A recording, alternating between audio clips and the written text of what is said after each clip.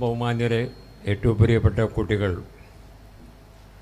ഇവിടെ ഒരു പുരസ്കാര ദാനം സമ്മേളനമാണ് ഇവിടെ നടത്താൻ പോകുന്നത്. അട്ടപ്പാടിയിൽ ശ്രീ സെൻറ്റ് തോമസ് സെൻറ്ററിനോട് ആണ് ഇവിടെ ആദിവാസികൾക്ക് വേണ്ടിയും പുതുതായിട്ട് നാട്ടുകാർക്ക് വേണ്ടിയും ഒത്തിരി പണി ചെയ്യുന്ന ഈ സെൻറ്ററിലാണ് ഇന്ന് 50,001 രൂപയുടെ ഒരു പുരസ്കാരം ഇവിടെ തരാൻ പോകുന്നത്. കേരളത്തിൽ ഇതുപോലെയുള്ള ഒരുപാട് സ്ഥാപനങ്ങൾ, സംസ്ഥകൾ നമുക്ക് വേണം. അത് മാത്രമേ എനിക്ക് പറയാൻ കഴിയുള്ളൂ. നമ്മുടെ മുമ്പിൽ ബുദ്ധിമുട്ടുകൾ ഏറെയുണ്ട്. ഇപ്പോൾ കുറേ വർഷങ്ങളായിട്ട് ഇവിടെ ഈ പ്രകൃതി സംബന്ധിച്ചുള്ള ദുരന്തങ്ങൾ ഇല്ലായിരുന്നു എന്ന് നമുക്ക് പറയാമായിരുന്നു. 1986 ഞാൻ കേരളത്തിലേക്ക് വന്നത്, 86. അതിനുശേഷം ഒരു വലിയ കുഴപ്പമില്ലാതെ 2017 വരെ ഒരു പ്രകൃതി സംബന്ധിച്ചുള്ള 1-2 സ്ഥാനത്തിൽ ഒരു കുഴപ്പം ഉണ്ടായി അല്ലാതെ ഒരു വലിയ രീതിയിൽ ഒരു പ്രകോപനം നാം ആദ്യമായിട്ട് കണ്ടത് 2018 വെള്ളപ്പൊക്കിലാണ്.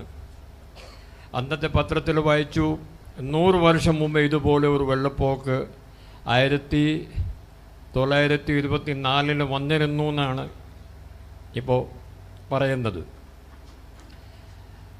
അപ്പം നമ്മൾ വിചാരിച്ചു ഈ വെള്ളപ്പൊക്ക് 100 വർഷത്തിന് ഒരു പ്രാവശ്യമല്ലേ വന്നുള്ളൂ, ഇനിയും ഒന്നും വരില്ല. അത് തെറ്റായിപ്പോയി. മിക്കവാറും എല്ലാ വർഷം ഇതിനെ സംബന്ധിച്ചുള്ള പ്രശ്നങ്ങൾ വന്നുകൊണ്ടിരിക്കുകയാണ്. 2019 വെള്ളപ്പൊക്കുണ്ടായിരുന്നു.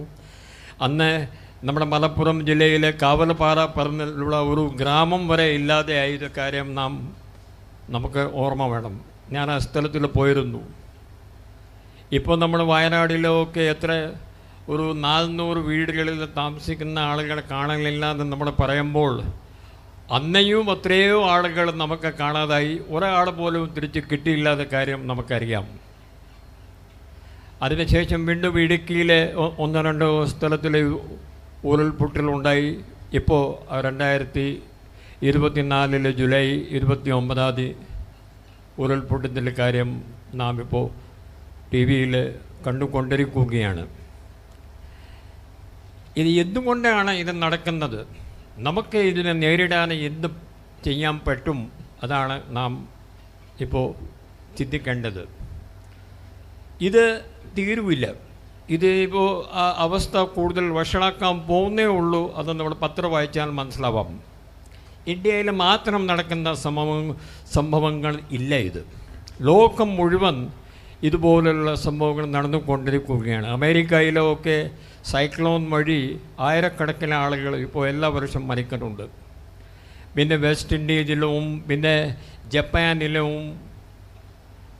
എവിടെ നോക്കിയാലും, ചൈനയിലും ഇന്തോനേഷ്യയിലും യൂറോപ്പിലും ആഫ്രിക്കയിലും എല്ലാ സ്ഥലത്തിലും ഒന്നുമില്ലെങ്കിൽ മഴ ഇല്ല, ഇല്ലെങ്കിൽ മഴ വല്ലാത്ത രീതിയിൽ പെയ്യുന്നു.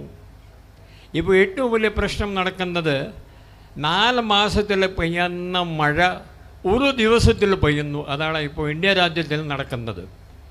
ഈ അടുത്ത കാലത്തിൽ ഡൽഹിയിൽ 4 മാസം, അതായത് 120 ദിവസത്തിൽ ഉണ്ടാക്കാൻ പോകുന്ന മഴ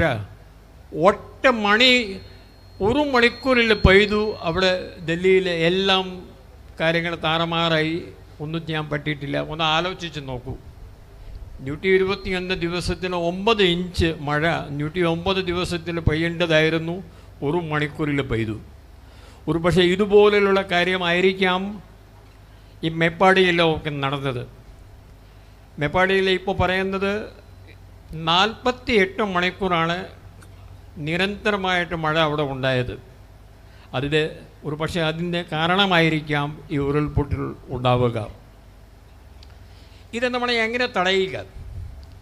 ഇതിനകത്ത് ആദ്യമായിട്ട് നമ്മൾ ചെയ്യേണ്ടത്, ഇതുപോലുള്ള ഉരുൾപൊട്ടലോ ഇല്ലെങ്കിൽ വെള്ളപ്പൊക്കമുണ്ടായാൽ നമുക്ക് എല്ലാ ദിവസവും പട്ടാളക്കാരെ വിളിക്കാൻ പറ്റുമോ? എല്ലാ ദിവസവും നമുക്ക് നേവിക്കാരെ വിളിക്കാൻ പറ്റുമോ? നമ്മൾ തന്നെ അത് കൈകാര്യം ചെയ്യാനുള്ള സംവിധാനം നമ്മുടെ കയ്യിൽ ഉണ്ടായിരിക്കണം. അതാണ് നമ്മുടെ ആദ്യത്തെ ആവശ്യം. ജില്ലാ ലെവലിൽ ഏത് ജില്ലയിലാണ് ഇതൊക്കെ ഉണ്ടാവുക? 2-3 ജില്ലകളേ ഉള്ളൂ. വയനാട്, ഇടുക്കി, ഒരു പക്ഷേ ചിലപ്പോൾ പാലക്കാട്. ആ 3 ജില്ലകളിൽ ഇതിനെ സംബന്ധിച്ചുള്ള സുസജ്ജമായ ഏർപ്പാടുകൾ ഉണ്ടാവണം എന്നാണ് ഞാൻ ഇങ്ങനെ ആലോചിച്ച് പോകുന്നത്. രണ്ടാമത്തെ കാര്യം, ഈ സ്ഥലങ്ങളിൽ ഏത് തരത്തിലുള്ള കൃഷി ഉണ്ടായിരിക്കണം? ഇന്ന് രാവിലത്തെ പത്രത്തിൽ വിശദമായിട്ട് വായിച്ചു. വയനാടിൽ ഇല്ലാത്ത കൃഷി ഒന്നുമില്ല. അവിടെ ഇപ്പോൾ ഉണ്ടാവുന്നത് എല്ലാ തരത്തിലുള്ള കൃഷികളാണ്. Arecanut, rubber, plantation, cashew, pepper, tea, coffee, എല്ലാ സാധനങ്ങൾ, എല്ലാ തരത്തിലുള്ള കൃഷികൾ വയനാടിലും ഉണ്ട്.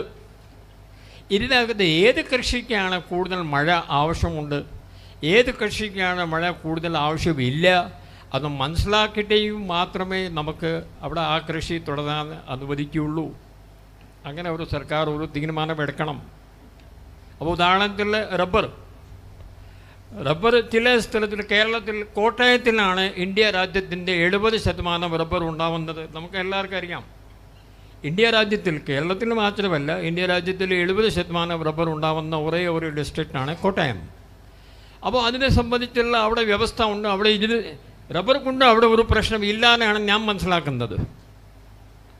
പക്ഷെ അത് പുതിയ സ്ഥലങ്ങളിൽ പോയി ഇതിന് ഒരു കൃഷി ചെയ്യുക പറഞ്ഞു വെച്ചാൽ അത് എത്രത്തോളം അവിടുത്തെ ഭൂമിയെ അത് അനുകൂലിക്കുന്നു, അത് നമ്മൾ ആദ്യം നോക്കണം. കൃഷി ഏതേത് കോട്ടയത്തിൽ ഉണ്ടാകുന്ന കൃഷി വയനാടിൽ തന്നെ നമ്മുടെ ഫലം കൊടുക്കണമെന്നില്ല. കാസർഗോഡെല്ലാം ഉണ്ടാകുന്ന കൃഷി കൊല്ലത്തിന് അത് നന്നായിട്ട് ചിലപ്പോൾ നമ്മൾ അത് തുടങ്ങാം, അതിനെ കൂടെ നല്ല പൈസ കിട്ടണമെന്നില്ല. അത് വിദഗ്ധന്മാർ തീരുമാനിക്കും. ഈ സോയിലിൻ്റെ, നമ്മുടെ മണ്ണിൻ്റെ നേച്ചർ എങ്ങനെയാണ് അത് നോക്കിയിട്ട് മാത്രമേ ചെയ്യാൻ പാടുള്ളൂ. മൂന്നാമത്തെ കാര്യം, നമ്മുടെ എന്തുകൊണ്ടാണ് നമ്മുടെ മണ്ണ് എന്തുകൊണ്ട് ദുർബലം ആക്കുന്നു? അതിൻ്റെ പല കാരണങ്ങൾ നമ്മുടെ പത്രത്തിൽ വായിക്കാം. എന്തോന്ന്, നമ്മുടെ പാറ പൊട്ടിക്കുമ്പോൾ അതുകൊണ്ട് ഒരുപാട് ശബ്ദമുണ്ടാവുന്നു, ഒരുപാട് കുലുക്കമുണ്ടാകുമ്പോൾ ആ മണ്ണ് ദുർബലമാക്കുന്നു. ഓരോ സ്ഥലത്തിനും മണ്ണിനെ ഇരിക്കാൻ പറ്റുന്നില്ല. അത് സ്ഥലം മാറി അങ്ങോട്ടിങ്ങോട്ട് പോയിക്കൊണ്ടിരിക്കുന്നു. ആ സമയത്തിൽ ഒരു ചെറിയ മഴവെള്ളം വന്നാലും ആ മഴവെള്ളത്തെ പിടിക്കാനുള്ള ശക്തി ഈ മണ്ണിൽ ഉണ്ടാവില്ലാന്നാണ് നമുക്ക് എല്ലാവർക്കും അറിയാവുന്ന കാര്യമാണ്. അപ്പോൾ ഇത് വയനാട് പോലുള്ള സ്ഥലത്തിലോ ഇടുക്കി പോലുള്ള സ്ഥലത്തിൽ എത്രത്തോളം നമുക്ക് ഈ വികസനത്തിൻ്റെ പേരിൽ എത്രത്തോളം നമുക്ക് മുന്നോട്ട് പോകാൻ പറ്റും, അത് വിദഗ്ധന്മാർ തീരുമാനിക്കട്ടെ.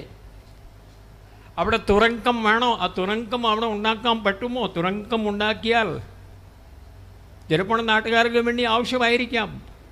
ചിലപ്പോൾ ഒരു തുരങ്കം വഴി ഒരു റോഡ് ഉണ്ടാക്കിയാൽ നാട്ടുകാർക്ക് കുറേ സമയമൊക്കെ നമ്മൾ കുറയ്ക്കാം. പക്ഷേ ഇത് ചെയ്യുമ്പോൾ ആ തുറക്കമുണ്ടാക്കിയാൽ അതിന് വേറെ പ്രതികൂലമായ നമ്മുടെ മാറ്റങ്ങൾ ഉണ്ടാവുമോ? അത് വിദഗ്ധനെ ചോദിച്ചിട്ടേ നമുക്ക് മുന്നോട്ട് പോകാൻ പാടുള്ളൂ.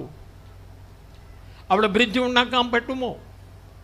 അവിടെ റോഡുകൾ ഉണ്ടാക്കാൻ പറ്റുമോ? ഇപ്പോൾ പറയുന്നത് ഉത്തരാഖണ്ഡിൽ ഇപ്പോൾ കേരളത്തിനേക്കാളും മോശമായ അവസ്ഥയാണ്. അവിടെ വീടുകളിപ്പോൾ 2 ആക്കാൻ തുടങ്ങി. എല്ലാ വീടുകളിലെ കാശി, നമ്മുടെ ഉത്തർകാശി, ദെഹ്റാദൂൻ, അവർക്ക് നമ്മുടെ ഉത്തരാഖണ്ഡിൻ്റെ മുഖ്യമായ നഗരങ്ങളുടെ വീടുകളിൽ ഇപ്പോൾ വിള്ളൽ വരാൻ തുടങ്ങി. എങ്ങനെ വന്നു? കാരണം അവർ പറയുന്നത്, നാട്ടുകാർ പറയുന്നു, ഞങ്ങൾക്ക് റോഡ് വേണം, ഞങ്ങൾക്ക് വലിയ വലിയ ബ്രിഡ്ജ് വേണം. അത് സർക്കാർ ഉണ്ടാക്കുമ്പോൾ പക്ഷേ ഹിമാലയം എന്ന് പറയുന്നത് ആ ഒരു പുതിയ പർവ്വതമാണ്. അത്രയും അവർക്ക് ഇത് ചെയ്യാനുള്ള, താങ്ങാനുള്ള ശക്തി ആ ഭൂമിയിലോ ആ മണ്ണിലോ ഇല്ലാന്നായിരിക്കാം. ഒരു പക്ഷേ അതുകൊണ്ടേ ആയിരിക്കാം അവിടെ ഒരുപാട് റോഡുകൾ ഉണ്ടാക്കി, ഒരുപാട് അവിടെ ന്യൂക്ലിയർ പ്ലാന്റ് ഉണ്ടാക്കി. അത് ഇപ്പോൾ പെട്ടെന്ന് ഇതെല്ലാം ഇല്ലാതെ ആയിക്കൊണ്ടിരിക്കുന്നു. ഉരുൾപൊട്ടൽ ഇവിടെ ഒന്നേ ഉണ്ടായേ ഉള്ളൂ, അവിടെ ദിവസേന ഉണ്ടായിക്കൊണ്ടിരിക്കുകയാണ്. അപ്പോൾ വികസനത്തിൻ്റെ പേരിൽ നാട്ടുകാർ ഇങ്ങനെയുള്ള പരിപാടികൾ തുടങ്ങിയാൽ നമുക്ക് ആ വികസനം എത്രത്തോളം വേണോ അത് നമ്മൾ ആലോചിക്കാനുള്ള സമയം ഇപ്പോൾ വന്നിട്ടുണ്ട്. ഇപ്പോൾ എല്ലാം നിർത്തിവെച്ചിരിക്കുകയാണ് അവിടെ. ഇപ്പോൾ അത്രയും വലുപ്പമുള്ള റോഡ് വേണ്ടാന്ന് ഇപ്പോൾ തീരുമാനമായിട്ടുണ്ട്. അവിടെ റോഡ് വീടുകളുടെ വിള്ളലിനെ ഇപ്പോൾ നിർത്താൻ വേണ്ടി ഒത്തിരി പരിപാടികൾ സർക്കാർ ഇപ്പോൾ അവരെ എടുത്തു കഴിഞ്ഞു. ഇത് കേരളത്തിലും നമ്മളതൊന്ന് നോക്കി, നമ്മുടെ ഒരു വയനാടോ ഇടുക്കിയോ ഇതുപോലെ പ്രദേശങ്ങളിൽ വികസനം ഉണ്ടെങ്കിൽ റോഡ് എല്ലാവർക്കും വേണം, ബ്രിഡ്ജുകൾ എല്ലാ ആളുകൾക്കും വേണം. പക്ഷെ അത് താങ്ങാനുള്ള ശക്തി ആ ഭൂമിയിൽ ഉണ്ടോ എന്ന് നോക്കിയിട്ടേ മുന്നോട്ട് പോയാൽ മതി എന്നാണ് എൻ്റെ അഭിപ്രായം. വീടുണ്ടാക്കുക, കേരളത്തിൽ എത്ര വീടുണ്ടെന്ന് ആർക്കും പറയാൻ പറ്റുമോ? ദിവസേന വീടിങ്ങനെ ഉണ്ടായിക്കൊണ്ടിരിക്കുകയാണ്. ഞാൻ മനസ്സിലാക്കുന്നത് കേരളത്തിൽ 90 ലക്ഷം വീടുകൾ ആയി കഴിഞ്ഞു. 90 ലക്ഷം. ഈ 90 ലക്ഷമിൽ 11%, അതായത് 12 ലക്ഷം വീടുകൾ ഖാലിയായി കിടക്കുന്നു, താമസിക്കാൻ ആളില്ല. അങ്ങനെ ഉണ്ട്. 6000 മലയാളികൾ ദിവസേന കേരള വിടുന്നു. 6000 മലയാളികൾ ദിവസേന കേരള വിട്ടിട്ട് അന്യ സംസ്ഥാനങ്ങളിലോ ഗൾഫിലേക്കോ അമേരിക്ക, യൂറോപ്പ്, ഓസ്ട്രേലിയ അങ്ങോട്ട് പോയിക്കൊണ്ടിരിക്കുന്നു. അപ്പോൾ അവിടെ താമസിക്കാൻ ആളില്ലെങ്കിൽ പിന്നെ എന്തിനെയാണ് നമ്മൾ ഈ വീടുകൾ ഇനിയും ഉണ്ടായിക്കൊണ്ടിരിക്കുന്നത്? വീടുണ്ടാക്കിക്കോട്ടെ, അത് പ്രശ്നമില്ല. പക്ഷെ വീട് എവിടെയാണ് ഉണ്ടാക്കുന്നത്? നന്നായിട്ട് 100 വർഷമായിട്ട് ഇരിക്കുന്ന കുളം, അത് കുളം മാറ്റിയിട്ട് അതിന് മേളിൽ ഒരു വീട് ഉണ്ടാക്കുക, ഒരു കോളനി ഉണ്ടാക്കുക, ഒരു ഹൈ റൈസ് ബിൽഡിംഗ് ഉണ്ടാക്കുക, അത് എത്രത്തോളം ശരിയാണ്? ഇപ്പോൾ പറയുന്നത് കേരളത്തിൽ ഒരു 2000 കുളം ഇപ്പോൾ കാണുന്നില്ല.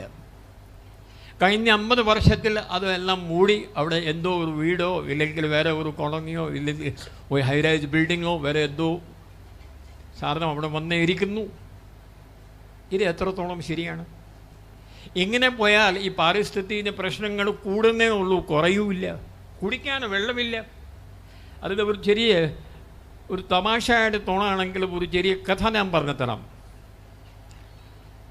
കേരളത്തിൽ നമ്മൾ ഇങ്ങനെ നോക്കുമ്പോൾ എല്ലാ സ്ഥലത്തിലും വെള്ളമാണെന്നല്ലേ നമുക്ക് കാണാൻ പറ്റുക.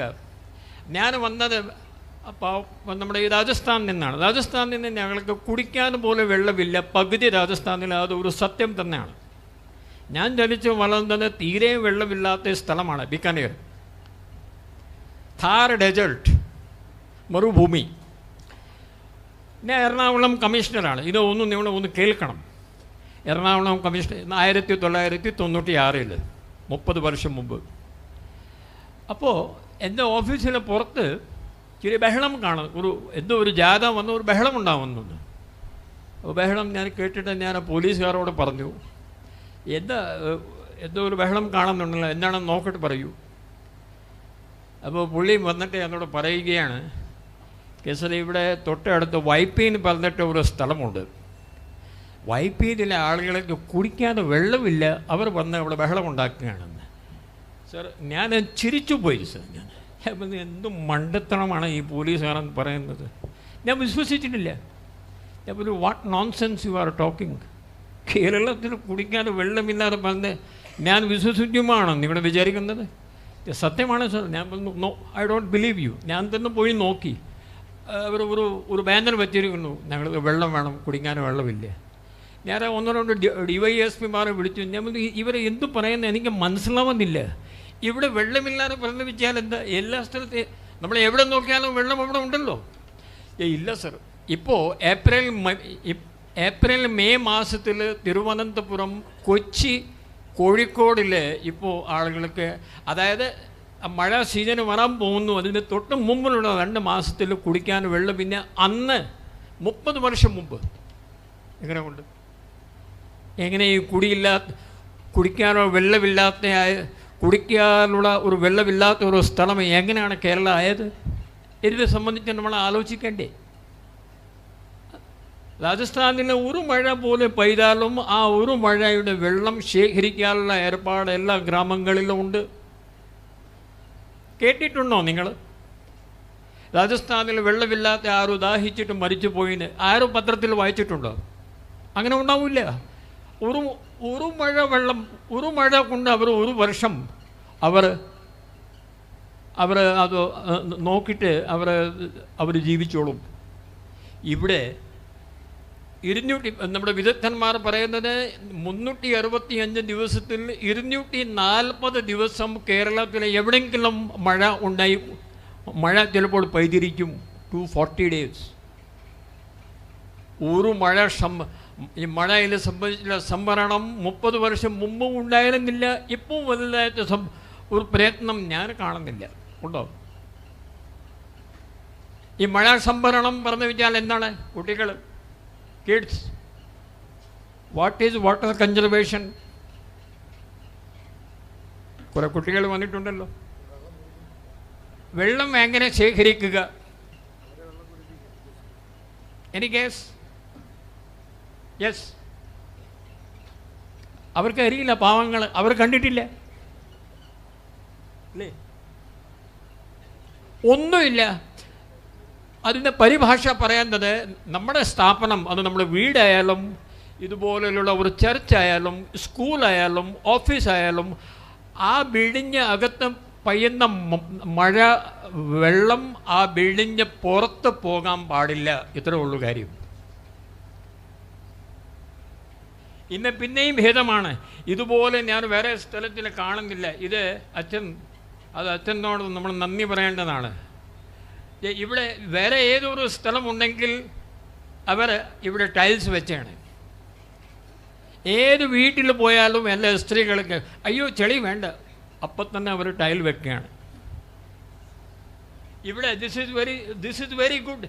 അങ്ങനെ വെച്ചാലേ ആ മഴവെള്ളം ഇതിന് താഴെ പോവുള്ളൂ. ഇങ്ങനെ ആരും ചിന്തിക്കുന്നില്ല. ഇപ്പോൾ ഏത് സ്ഥാപനത്തിൽ പോയാലും അവർ നല്ല ടൈൽസ് വെച്ചിരിക്കുന്നു. ആ വെള്ളം അതിന് മേളിൽ നിന്ന് ഒഴിച്ച് ഈ നമ്മുടെ ഡ്രെയിനേജിലേക്ക് പോകുന്നു. അവിടെ നിന്ന് ഇത് കടലിലേക്കോ വല്ല പുഴയിലേക്കോ പോകുന്നു. അത്രേ ഉള്ളൂ. ഇത് നമ്മൾ ഇനിയെങ്കിലും നമ്മൾ പഠിക്കണം. നമ്മുടെ വെള്ളം വാട്ടർ ടെബിൾ താഴത്തിലേക്ക് പോയിക്കൊണ്ടിരിക്കുന്നു. സാർ, ഇപ്പോൾ മലപ്പുറം ജില്ലയിൽ ഒരു കിണർ കുഴിച്ചാൽ 100 മീറ്റർ വരെ വെള്ളം കിട്ടുന്നില്ല സർ. ഞങ്ങൾ പോലീസിൻ്റെ ഈ ബറ്റാലിയൻസിലൊക്കെ ഞങ്ങൾ ഞാൻ കുറേ കിണറുകൾ ഞാൻ കുഴിച്ചാൽ ഞാൻ ശ്രമിച്ചിരുന്നു. 10 ദിവസം ശേഷം ഈ കിണർ നമ്മൾ കുഴിക്കുന്ന ആളുകൾ വന്ന് പറയും ഇവിടെ സർ ഞങ്ങൾ 80 മീറ്റർ വരെ പോയി, 90 മീറ്റർ വരെ പോയി, വെള്ളമില്ല സർ ഇവിടെ. Can you believe it? 6, 7, 8 meter അടിയിൽ വെള്ളം കിട്ടാനുള്ള സ്ഥലമായിരുന്നു കേരളം. ഇത് നമ്മളെല്ലാം ആലോചിക്കണം. നമ്മുടെ സർക്കാരിൻ്റെ മേളിൽ എല്ലാ കാര്യവും എല്ലാ ദോഷങ്ങളും സർക്കാരിൻ്റെ മേളിൽ വെച്ചിട്ട് കാര്യമില്ല. ഒരു സർക്കാർ എന്തെല്ലാം ചെയ്യാൻ പറ്റും? ചില കാര്യങ്ങൾ നമ്മളും ചെയ്യണ്ടേ? നമുക്ക് ചെയ്യാനുള്ള ഇതാണ് സ്കൂളുകൾ, കോളേജുകൾ, നമ്മുടെ ഒരു വലിയ ഒരു സ്ഥാപനങ്ങളുടെ അകത്ത് ഒന്നുമില്ലെങ്കിൽ ചില കുഴികൾ കുഴിച്ചാൽ മതി. ചില കുഴികൾ മാത്രം കുഴിച്ചാൽ മതി. അതുകൊണ്ടും വെള്ളം അതിനകത്ത് കയറി താഴത്തിലേക്ക് പോയിക്കോളും. ഒരു ഉദാഹരണം മാത്രം ഞാൻ പറഞ്ഞുള്ളൂ. ഒരു വർഷത്തിൽ ഇന്ത്യ രാജ്യത്തിൽ പെയ്യുന്നത് 3000 മില്ലിമീറ്റർ മഴയാണ്. കേരളത്തിൽ 600 മില്ലിമീറ്റർ മഴ ഇവിടെ പെയ്യുന്നു. അത് ധാരാളം. നമ്മൾ 3 കോടി ജനങ്ങൾക്ക് വേണ്ടി ആ മഴ വെള്ളം നമുക്ക് ധാരാളം മതി. ജേക്കബ് തോമസ് എൻ്റെ ബാച്ച്മേറ്റ് പറയുന്നു, അദ്ദേഹം ഒരു സയൻറ്റിസ്റ്റാണ്. ശരിശി 1 മണിക്കൂറിൽ കേരളത്തിൽ എവിടെയെങ്കിലും വെള്ളം പെയ്താൽ 1 മണിക്കൂറിന് ആ വെള്ളം അടുത്തുള്ള തോടും ഇല്ലെങ്കിൽ പുഴയും ഇല്ലെങ്കിൽ കടലിലേക്ക് പോകുന്നു. ഇത്രേ ഉള്ളൂ കാര്യം. ഇത് തടയാൻ നമ്മൾ ശ്രമിക്കണം. ഇത്രയൊക്കെയാണ് നമ്മുടെ കാര്യങ്ങൾ. അപ്പോൾ നമ്മൾ ഇതുപോലെയുള്ള ഈ സെൻറ്റ് തോമസ് മിഷൻ സെൻറ്റർ പോലെ ആ സെൻറ്റർ മാത്രമല്ല, ഈ സെൻറ്ററിൽ നിന്ന് നമുക്ക് കുറേ കാര്യങ്ങൾ പഠിച്ചിട്ട് നമ്മൾ തന്നെ ഇവിടെ തിരുവല്ലയിലും കോട്ടയമിലും അടൂരിലും കൊല്ലം തിരുവനന്തപുരം എറണാകുളം സിറ്റിയിൽ ഒന്ന് ആലോചിച്ച് നോക്കിയേ. ഒരു മഴ പെയ്താൽ ഇപ്പോൾ എറണാകുളം സിറ്റിയിൽ പുറത്ത് ഇപ്പോൾ വരാൻ പറ്റുന്നില്ല. അതെങ്ങനെ സംഭവിക്കുന്നു? ഇപ്പോൾ ആളുകൾ അവസാനത്തിൽ ഞാൻ കേട്ടത് എറണാകുളമുള്ള ആളുകൾ ഇപ്പോൾ അവരുടെ വീടുകൾ വിട്ടിട്ട് ഈ 2018 ശേഷം നടന്ന സംഭവം ഞാൻ പറയുകയാണ്. അവിടുത്തെ റിയൽ എസ്റ്റേറ്റ് ആരോട് സംസാരിക്കണം? ഈ ആൽവായിൻ്റെ അടുത്ത് ചാലക്കുടിൻ്റെ അടുത്ത് ഭൂമിൻ്റെ വില പകുതിയായി. ഏത് സമയത്തിലും മഴ വരും, ഏത് സമയത്തിലും വീണ്ടും വെള്ളപ്പൊക്കം വന്നാൽ നമ്മുടെ ഇവിടെ താമസിക്കാൻ പാടില്ല. അവരെല്ലാം അവരുടെ വീടുകൾ വിട്ടിട്ട് തിരുവനന്തപുരത്തിൻ്റെ അടുത്ത് ഇപ്പോൾ വീടുകൾ വാങ്ങാൻ തുടങ്ങിയിരിക്കുകയാണെന്നാണ് അവസാനത്തിൽ ഞാൻ കേട്ടത്. ശരിയായിരിക്കാം. ആ അവസ്ഥ ഇവിടെ വരാൻ പാടില്ല. നമ്മൾ അതിന് മുമ്പ് തന്നെ കുറേ ജാഗ്രത കാണിച്ചിട്ട് നമ്മുടെ ചെറിയ ചെറിയ കാര്യങ്ങൾ, വലിയ കാര്യം സർക്കാർ ചെയ്യട്ടെ, ചെറിയ കാര്യങ്ങൾ നമുക്ക് ഉള്ള വെള്ളം നമ്മളെ എങ്ങനെ ശേഖരിക്കുക, നമ്മുടെ ഡ്രെയിനേജ് അത് എങ്ങനെ വൃത്തിയാക്കുക, ഇതൊക്കെയുള്ള കാര്യം ചെയ്താൽ നമുക്ക് ഈ എത്രയും വലിയ രീതിയിൽ നമുക്ക് നഷ്ടങ്ങൾ ഉണ്ടാവില്ല. ഇത്രയും കാര്യങ്ങൾ പറഞ്ഞിട്ട് നിർത്തുന്നു. ഇത് നല്ല കാര്യമാണ് ഇവർ ചെയ്യുന്നത്. ഇത്രയും വലിയ രീതിയിൽ ഈ സെൻറ്റ് തോമസ് സെൻറ്റർ ഒത്തിരി കാര്യങ്ങൾ അവിടെ ചെയ്യുന്നു. ഈ ലഹരി വസ്തുക്കളെതിരായിട്ട് ക്ലാസ് എടുക്കുന്നു, വിദ്യാഭ്യാസം കൂടിപ്പിക്കാൻ ശ്രമിക്കുന്നു, പരിസ്ഥിതി സംരക്ഷണത്തിനെ സംബന്ധിച്ച് ഒത്തിരി പണി ചെയ്യുന്നു. അപ്പോൾ അവർ ഇപ്പോൾ ചിലപ്പോൾ തീർച്ചയായിട്ടും അവർ ചിലപ്പോൾ വയനാട്ടിലേക്ക് പോയി അവിടെയും നാട്ടുകാരെ സഹായിക്കാനുള്ള പണി അവർ ചിലപ്പോൾ തുടങ്ങുകയായിരിക്കും എന്ന് ഞാൻ വിശ്വസിക്കുന്നു. ഒരിക്കൽ കൂടി സെൻറ്റ് തോമസ് സെൻറ്ററിനോട് എനിക്ക് എല്ലാം ഹൃദയം നിറഞ്ഞ എനിക്ക് ആശംസകൾ. അതുപോലെ ഈ വലിയ പള്ളിയുടെ അച്ഛന്മാർ ഈ ഇത്രയും വലിയ ഒരു കാര്യം അവിടെ ചെയ്യാൻ പോകുന്നു. അവരെ 50,000 രൂപ ഇത് പാരിതോഷികം തരാൻ പോകുന്നു. അവരോടും ഞാൻ എൻ്റെ ഹൃദയം നിറഞ്ഞ ആശംസകൾ ഞാൻ നിർത്തുന്നു. ജയ് ഹിന്ദ്.